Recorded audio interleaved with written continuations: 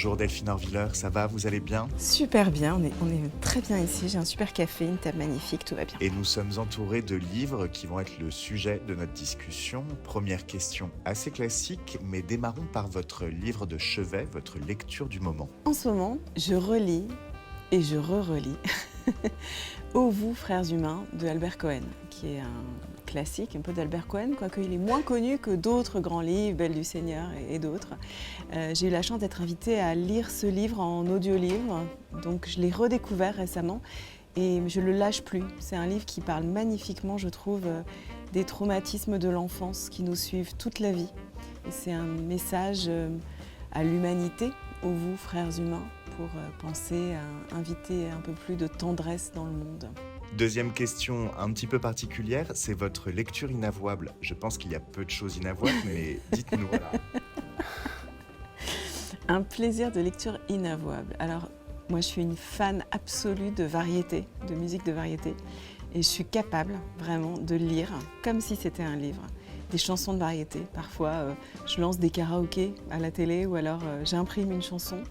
Et je réfléchis à son sens profond. Ça paraît, on pense toujours que la variété, on la considère pas comme de la littérature. On pense que c'est superficiel, c'est de la culture pop.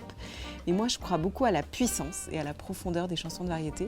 Et je trouve qu'il faudrait parfois les lire, presque les déclamer, un peu comédie française. Voilà, pour essayer de trouver ce qu'il y a dans les chansons qui portent nos générations, qui en fait est quelque chose de l'ordre d'une philosophie. Je sais pas, là me vient à l'esprit la chanson de France Gall, écrite par Michel Berger, évidemment, qui est pour moi la plus belle chanson ou un des plus beaux textes qui a été écrit sur le deuil.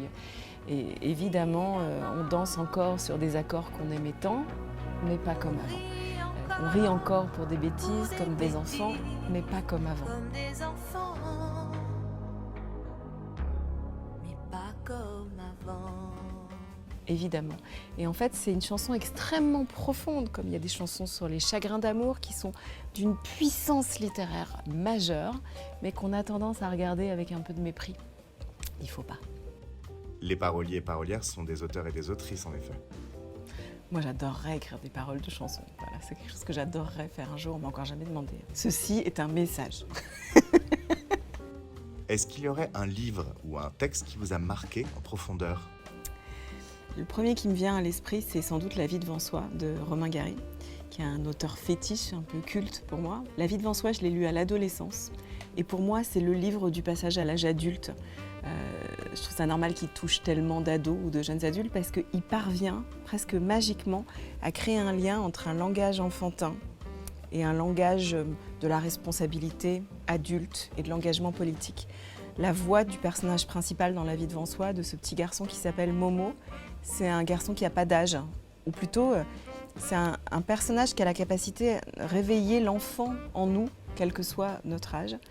Et c'est un livre pour moi d'une profondeur extraordinaire qui raconte avec joie le désespoir, ou avec désespoir la joie, je ne sais pas dans quel sens le dire, mais ça c'est un des grands talents pour moi de Gary, de savoir mêler des émotions et inventer un langage qui réunit des gens de n'importe quel âge, de n'importe quelle langue. Voilà, c'est une vraie littérature de l'universel pour moi.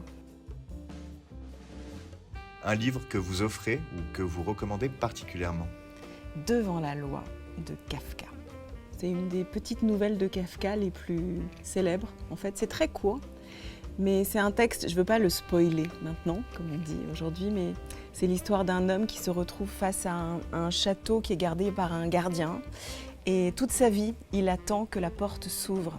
Et le gardien lui refuse l'entrée, jusqu'au moment où, à la fin, sans trop dévoiler, le gardien referme la porte et lui dit c'est trop tard, il n'y avait que toi qui pouvais passer par cette porte, mais tu n'es jamais entré. Et en fait, ce court texte, il interroge chacun de nous sur ce qui nous empêche d'agir dans l'existence. Parfois, la loi nous dit ou nous semble nous dire arrête-toi là, attends. Mais il y a des occasions qui se ratent. Il y a des gens qui, toute leur vie, attendent de passer par une porte par laquelle ils étaient les seuls à pouvoir passer, mais ils ne l'ont pas fait. Et j'ai souvent offert ce texte à des gens qui se sentaient comme empêchés dans leur vie. Des gens qui attendaient qu'on leur donne l'autorisation de prendre leur destin en main et d'agir. C'est un texte très court, mais que je conseille vraiment à tout le monde. Et dans vos propres livres, lequel ou lesquels ont changé votre vie et pourquoi? Parmi les livres que j'ai écrits, il y en a peut-être deux dont je voudrais parler. Le premier, c'est sans doute Vivre avec nos morts, qui a suscité des réactions auxquelles je ne m'attendais pas du tout. C'est-à-dire je ne m'attendais pas à ce déferlement de retours de lecteurs.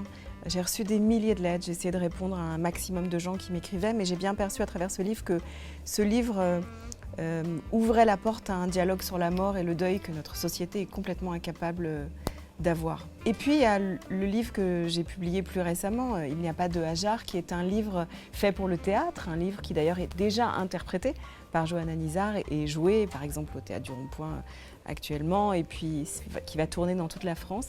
Et j'ai pris un plaisir très particulier à écrire un texte dans l'idée qu'il serait immédiatement lu, interprété.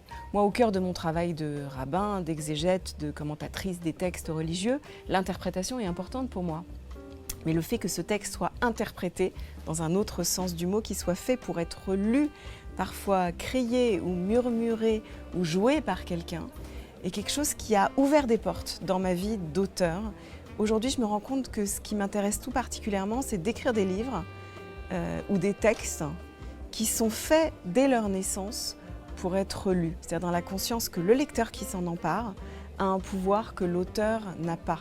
L'auteur écrit quelque chose, mais évidemment, celui qui s'empare du texte et qui encore plus le lit à voix haute est capable de placer dans ce que vous avez écrit quelque chose qui est beaucoup plus grand que votre intention d'auteur. C'est le pouvoir gigantesque du lecteur.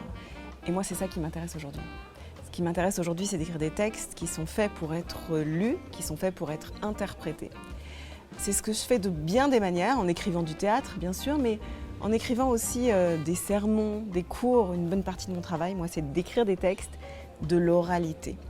Et pour moi, c'est encore plus puissant d'écrire un texte qui fait la jonction immédiatement avec la parole, avec la bouche et avec l'oreille, plutôt que simplement un texte qu'on va lire au coin du feu ou à voix basse. Merci beaucoup Delphine Orviller, on a envie d'aller tout acheter et c'est la fin de ce café littéraire.